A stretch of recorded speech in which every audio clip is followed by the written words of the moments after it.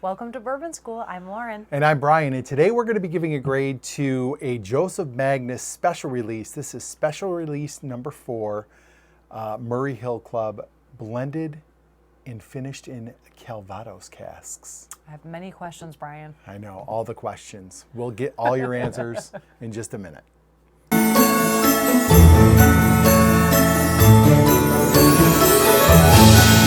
Okay, Brian. So first we want to thank Dave Vogelsang and Poppy for coming in joyfully with her bells. Running into the room, yeah. For sending us this sample. Mm-hmm. And I do want to know a little bit more about this. So Okay. we've tried Joseph Magnus, the cigar blend. Yes. And we both, I remember being quite a fan of it. Yes. I think it was both of quite us good. really liked it. Mm-hmm. This is, so tell me a little bit more, because I'm not familiar with Murray Hill Club, Okay. how they do their special releases, and Okay. what this Calvados casks means. Okay, so go let's ahead. start with the Calvados. I think I've heard people say Calvados. Calvados, okay. Whatever. Oh, I'm already pronouncing it wrong. All right. Well, no, I said Calvados too. It's okay. So Calvados is it says a brandy from Normandy, France, Oh, made from okay. apples and or pears. Oh, All right.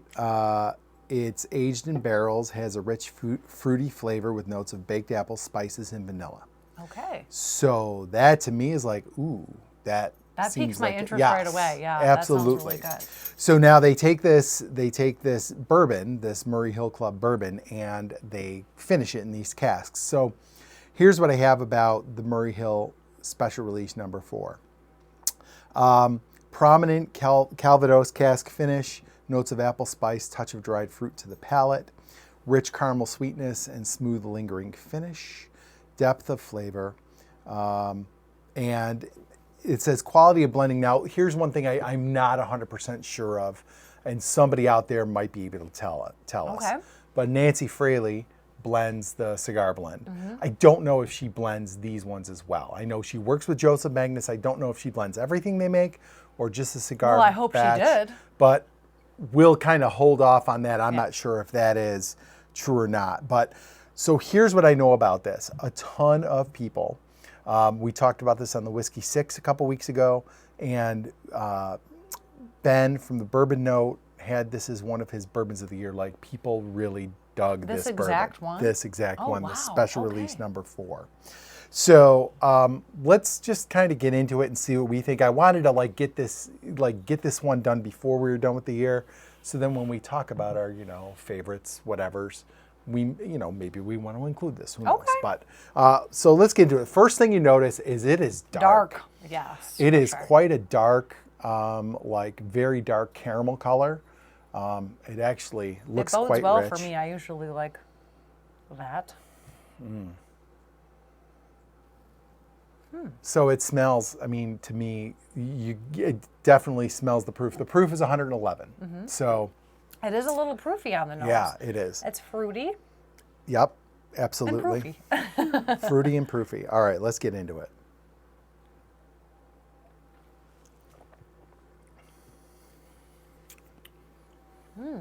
Oh, Okay, initially, I got a little bit of a floral, yeah? but it's finishing differently. But I want to keep trying it because Okay. this has a lot going on. It definitely. I was, that initial sip, I was trying to pinpoint flavors and I couldn't, because it felt like it just kept changing. Like it was, I know you love kept this trying word, to catch- dynamic. yeah, It was dynamic. Yeah, I kept trying to chase the dragon. here. Yes. Not literally. Well, not literally, of course not. Oh.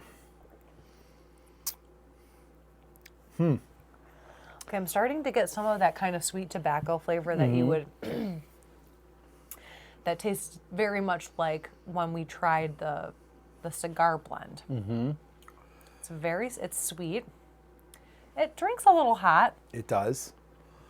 Yeah, it definitely drinks hot. But boy, does it have, we've described very few bottles, but we have described some bottles as like a ride. This is it Yeah. does a lot of things as it moves across your palate. It does. And I can't even pinpoint, Now that it's gone, I definitely have like a fruity. So one of the aromas I have in my mouth is like, do you ever have like the dried apple slices? Mm-hmm. And they get kind of chewy, but that flavor, like that concentrated apple flavor, but it's not overwhelmingly sweet. It's like the aroma of an apple.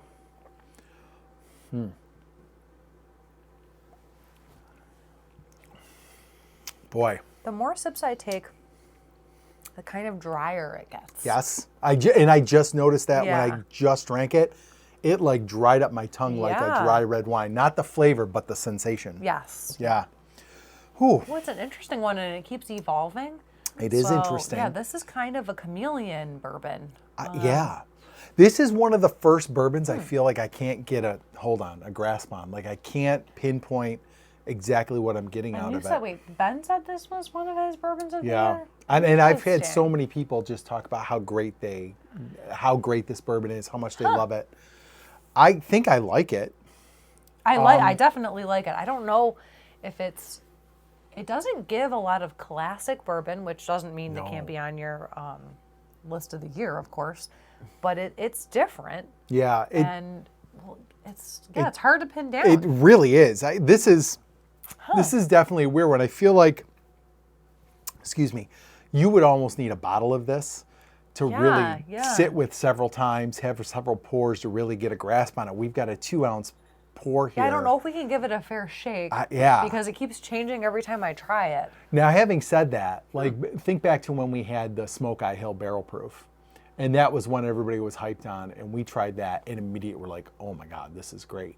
I'm not getting that immediate reaction where I'm like, I think this is great. I definitely think it is interesting. I do get a lot, like it finishes for a while and I still get the fruit. I have like fruit flavors in my mouth. Mm-hmm. Man, this one I don't know what to do with this one.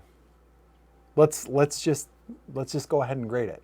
But just based on this limited, I mean, obviously we have a very limited exposure to it. So based on what I've tasted, like 4 sips, I'd give it, it's $179 a bottle. Ooh, that means a lot to Lauren. Ooh. Call me out, Marie-Anne. No, it does. It means a lot to me too. Almost $200? I'm not buying this bottle no matter what. I mean, I wouldn't buy it no matter what. If I were to just judge it on taste alone, I'd probably give it a B. Okay. Price blows it right out of the water. I would never buy it. Yeah. It's good, but it doesn't. I like my bourbon a little sweeter than this. While it has the fruit notes in it, I kind of, when you read about those casks, I was like, oh, well, maybe I'll get I get very light fruit notes. I don't get a ton of apple or pear from the Calvados casks. I kind of, maybe my expectations were a little off. I kind of thought being aged in those brandy casks would impart a little bit more flavor there. I think that might be where you're getting, you know how brandy, even though it's not tremendously high proof, it does like burn. I think that you're getting some of that proofiness from that finish. Okay. But I'm getting, because it does drink hot for 111 proof. I have fruitiness and like that almost molassesy finish that like you might have with a heavier brandy. So here's what it says. Caramel, vanilla, toasted oak spice, subtle hints of dark chocolate. I get a little bit of that sweetness in vanilla, but not a ton.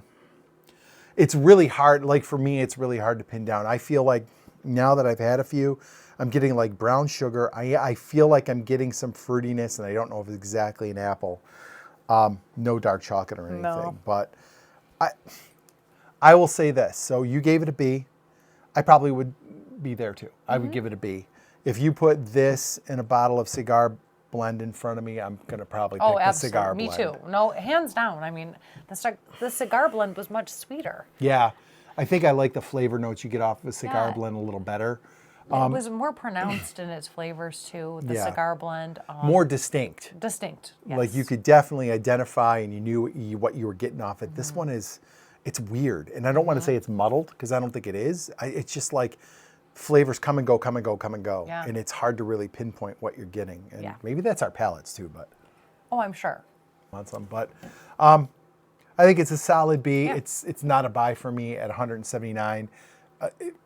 Maybe if it was a $100 bottle, I would get one just to have it on the shelf. But $179 is a deal breaker for me. Yeah. So There's so much more you can buy Yeah. for $179. exactly. So, all right. Well, not exactly our bourbon of the year. I don't think it's going to make any of our lists. No. But an interesting bottle nonetheless. Dave, thank you so much for this. Was out of the box. I call it the box of bangers. That. You got a bang box over there? Easy. I'm sitting right behind you. I didn't mean to call her out. Sorry. He sent this box of incredible bottles. This was one of them. And as people were talking about it more and more as their year-end lists, I wanted to get into it and see. So it's good, not great for us. And It was a good pick to try, though. yeah, it was absolutely. So Dave, thank you so much for the sample. We appreciate it. If you liked our video, don't forget to like, subscribe, share, and ring the bell for notifications. So you never miss another episode of Bourbon School. I got nothing to cheers with, I got Brian. nothing to cheers with either. So we'll just say cheers and thanks for watching, guys.